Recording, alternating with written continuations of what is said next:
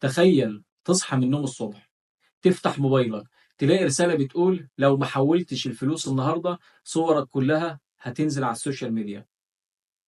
ده مش مشهد من فيلم، ده حصل فعلا وبيحصل كل يوم. فاكرين طالبة المنصورة اللي اتصورت بدون علمها في مكالمة فيديو، والمبتز هددها بنشر الصور لو ما دفعتش 20,000 جنيه؟ أو الشاب اللي في القاهرة اللي اتعرض للتهديد بنشر محادثات شخصية مفبركة علشان يسيب شغله ويدي بيانات سرية عن شركته؟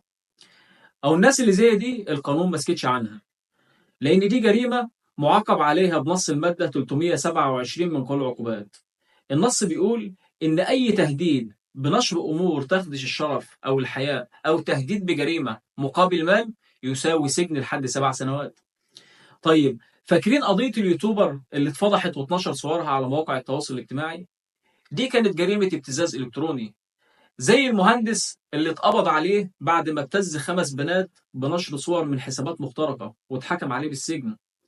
علشان كده في قانون خاص اسمه قانون مكافحة جرائم تقنية المعلومات، اللي المادة 25 منه بتقول إن أي حد بينتهك خصوصيتك أو يبعت لك رسائل مزعجة أو يستخدم صورك أو بياناتك بدون إذنك يتعاقب بالحبس وبغرامة توصل ل100,000 جنيه.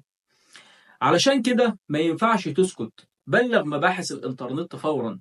التأخير مش في صالحك والسكوت بيخلي المبتز أقوى. مفيش حد فوق القانون ومفيش جريمة إلكترونية ملهاش حساب. قول لأ للابتزاز وخلي صوتك أقوى من تهديداتهم.